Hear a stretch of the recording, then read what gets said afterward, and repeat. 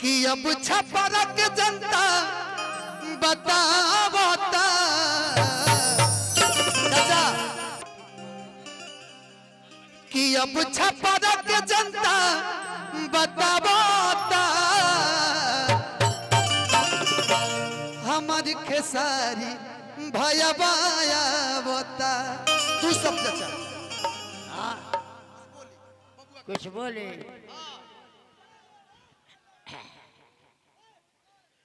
बोली बोली छठी मैया की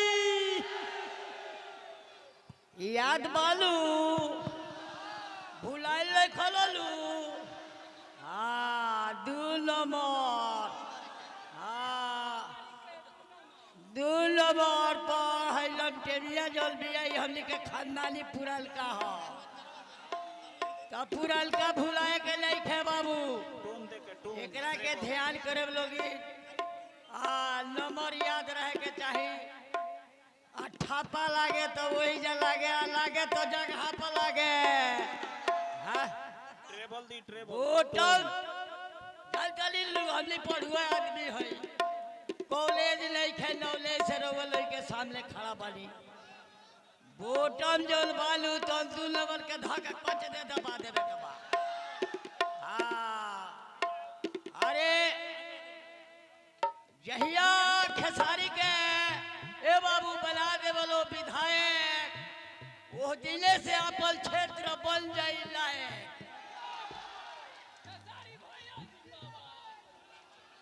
फिर कुछ कहे के मौका दे तेरा है बबुआ लो छटर पटर कइले बतलिए हुल के छटपटा ले बता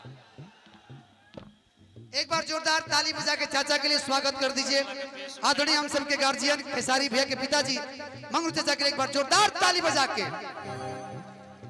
दी भैया दी दिखाई कोड दे दी कि अब छपरा के जनता अरे पता बता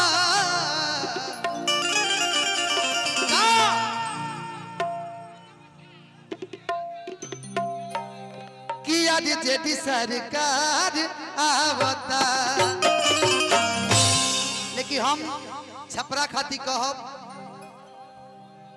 और आप सबसे विनती बानी हो रहा बारजी बा कि अब की बार हमारे बड़ भाई खेसारी लाल यादव जी खाती 6 तारीख के आवेला समय में ईवीएम के क्रमांक संख्या 2 पे बा लालटेन छाप तो लालटेन छाप पे बटन दबा करके मेरी छपरा के विधायक के कि नहीं बतिया के तनिको भूलावे के बा आ 2 नंबर पर बटन दबावे के बा खेसारी भैया के विधायक बनावे के बा आ 2 नंबर पर बटन दबावे के बा 1 2 3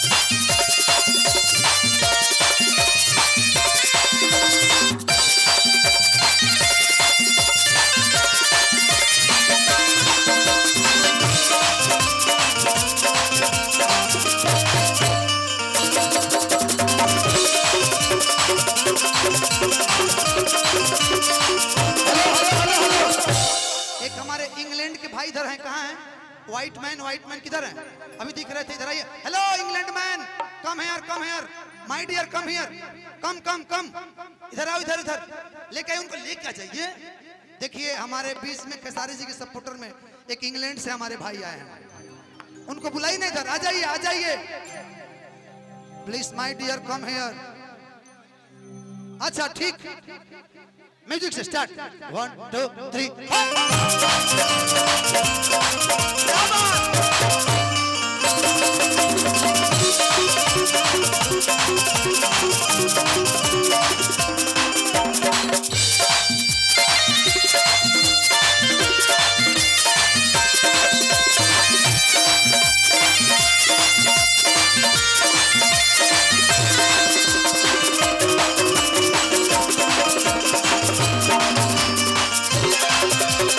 Thank you.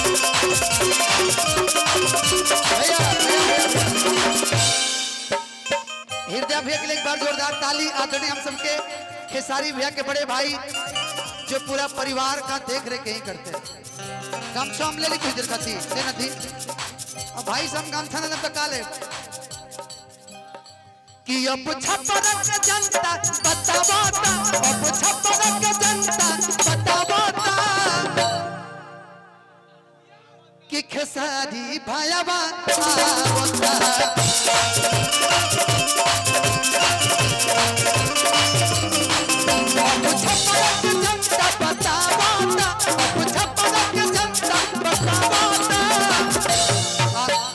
से हट जाए कि लौके हमारा माता बहन के भी थोड़ा सा सर आप देख लीजिए, थोड़ा सा साइड होने से बाबा थोड़ा सा है नहीं हो कि अब छप्पर के जनता बतावाता। सिपाही जी रउआ मुस्कुराता नहीं, वोट कहाँ पड़ी सिपाही जी रउआ दे हम लेकिन मलकैनियों को कह देव मलकाइनो दे दिया वही जो कि अब छप्पर के जनता बतावाता। तब चाची ए मौसी दांत तो टूट गई बता वोट कहाँ दिया हाँ तू हंसत तो लागत कि 2 नंबर पर देव वोट हाँ वही जदी हो कि अब छप्पर के जनता बतावाता खेसारी भायावा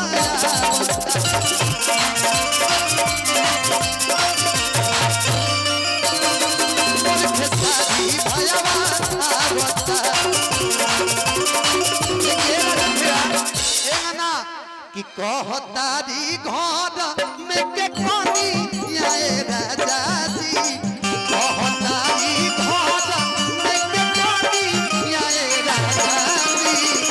अच्छा हेलो हेलो हेलो अभी हम काल क्षेत्र में रही चंदा भाभी के साथ है तो कनिया लोग एकदम घू ओढ़ के इतना पटांग के कहते कि खेसारी बबुआ के वोट दिया।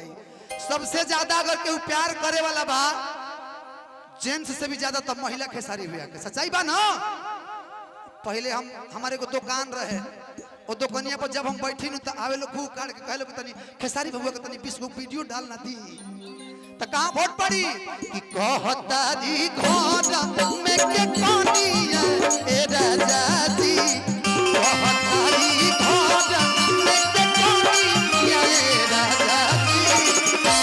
बाबा आज खुशी के दिन बा समझी के हमनी के जीत गए चुनाव खाली प्रमाण मिलल बाकी प्रमाण पत्र मिल जाए जहिया 6 के बाद 14 हमनी के मिल जाए रिजल्ट कि कहतारी घर में के कनिया ए राजा जी, कहतारी घर में के कनिया ए राजा जी। तो सबका से पहले लाल बेरिया ए राजा जी।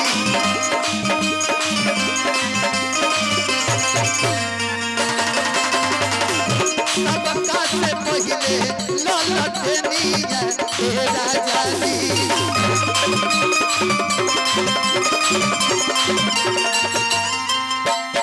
कहतारी घर में के कनिया ए राजा जी, कहतारी घर में के कनिया ए राजा जी। सबका से पहले लाल बेरिया ए राजा जी।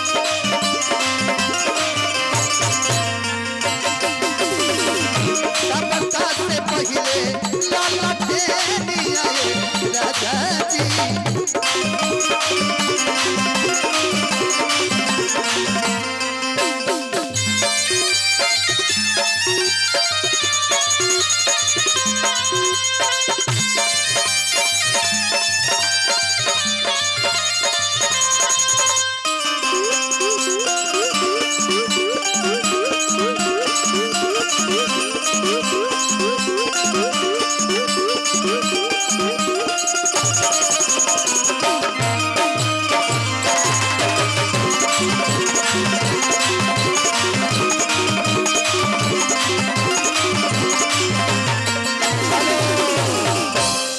समाजवादी पार्टी से लखनऊ से चल के हमारे बीच आए बड़े भैया रमेश भैया को दिल से अभिनंदन, उमेश भैया को दिल से अभिनंदन, सादर प्रणाम।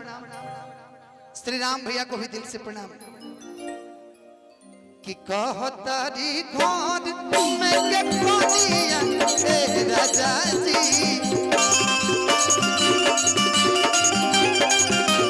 भैया भैया भैया आज कहता कि बम्बई रहे ले खेसारी भैया, वो कहाँ के हुए भैया, कहाँ के? कि नून रोटी खाएंगे और जिंदगी संग ही बिताएंगे, ठीक है, अच्छा पर न छोड़ के जाएंगे, भले नून रोटी खाएंगे। तो छपरा छोड़ के भैया जी है ना, विधायक बनला के बाद 5 साल टेंशन नहीं खेले के। हम क्या साना पूरा विश्वास बा कि पूरा चकाचक हो जाए छपरा। कि बात पावे सुन लो कमाल हो, हवन छपरा के लाल हो। बात पावे सुन लो कमाल हो, हवन छपरा के लाल हो। कि हवन छपरा के लाल हो। इस गाने के बाद कुछ वक्ता हैं जो कुछ खेसारी भैया के लिए 2-4 लाइन बोलेंगे, फिर से हम लोग आएंगे। रोशन रोही जी, आलम राज जी, खुशी कक्कड़ जी, अनुपमा यादव जी, तमाम कलाकार आज मंच पे आएंगे। और छठ के बाद एक जन सलाब होगा कलाकारों का, जो आप लोगों ने कभी नहीं सोचा होगा, वो भी कलाकार आएंगे। और मुझे लगता है कि बॉलीवुड से भी कलाकार आएंगे। अगर यहाँ पे अगर प्रधानमंत्री जिस दिन आएंगे, उसके अगले दिन बॉलीवुड से भी कलाकार आएंगे। वरुण धवन भी आएंगे बहुत जल्दी, टेंशन मत लीजिए ना भैया। कि बात पावे सुन लो कमाल हो, हवन छपरा के लाल हो। बात पावे सुन लो कमाल हो, हवन छपरा के लाल हो। तो गली गली कहवा इनकर अरे सोर नहीं खे। अंकेश भैया कि अपना खेसारी जी के जोड़ नहीं खे।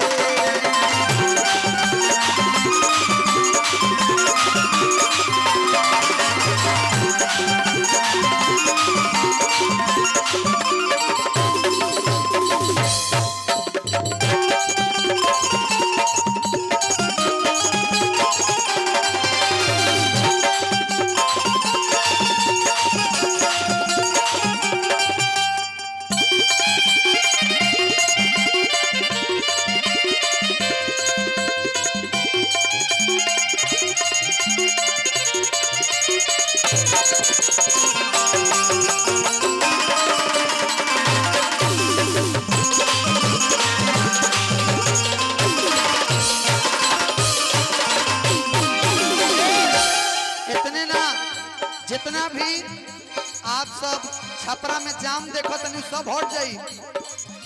अइला के बाद का होई, अब विधायक बनला के बाद का होई जानता नहीं। जीती है तो गली गली रोड बनवाई है, हर मजा दूर के हो नौकरी दिलाई है।